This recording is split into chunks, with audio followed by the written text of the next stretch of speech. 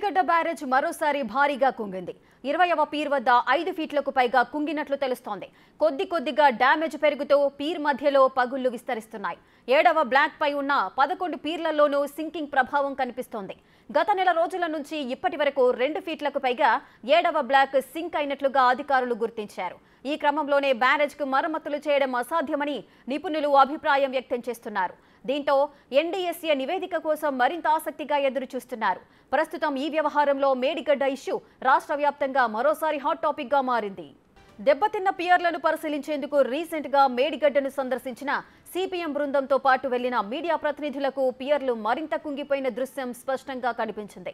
CM Revanth Reddy నేతృత్వంలో కాంగ్రెస్ బృందం, కేటీఆర్ నేతృత్వంలోని ఎమ్మెల్యేల బృందం పర్యటించిన సందర్భంగా పియర్లు, యాప్రన్ల వద్ద అడుగున్నర మాత్రమే కుంగిపోయింది. కానీ ఈ నెల రోజుల వ్యవధిలోనే మరింత కుంగడం ఆందోళన కలిగిస్తోంది. తాజాగా యాప్రన్లతో పాటు బ్యారేజీ బేరియాలోనూ పగుళ్లు ఏర్పడుతూ కనిపిస్తున్నాయి. దెబ్బతిన్న యాప్రన్ మరమ్మతులో మొత్తంగా 7వ బ్లాక్ను తొలగించి పునర్నిర్మిస్తే తప్ప బ్యారేజీ నిలబడదని ఇంజనీర్లు చెబుతున్నారు. అలాగే పియర్లు దెబ్బతినడానికి 7వ బ్లాక్ ప్రాంతంలో ఉన్న భూమి, అంతర్గత పొరలు బలహీనంగా ఉండటమే కారణం కావచ్చని రిటైర్డ్ ఇంజనీర్లు అంచనా వేస్తున్నారు. భూ అంతర్గత పొరల్లో సర్దుబాట్లు జరిగి పిల్లర్లు క్రమంగా కుంగిపోతున్నాయని చెబుతున్నారు. క్రస్ట్ స్పిల్వే వరకు దాని ప్రభావం పడి ప్రాజెక్టు దెబ్బతింటోందని వివరిస్తున్నారు.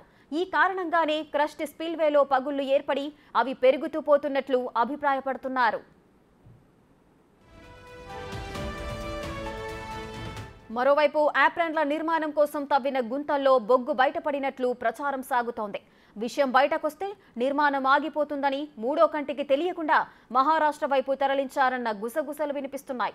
అదే నిజమైతే 7వ భాగం నుంచి మహారాష్ట్ర వైపు పియర్లన్నీ ప్రమాదంలో ఉన్నట్టే భావించాల్సి ఉంటుందని చెబుతున్నారు. మొత్తానికి ఈ వ్యవహారంతో నిపుణుల కమిటీ నివేదిక కోసం మరింత ఆసక్తి పెరుగుతోంది.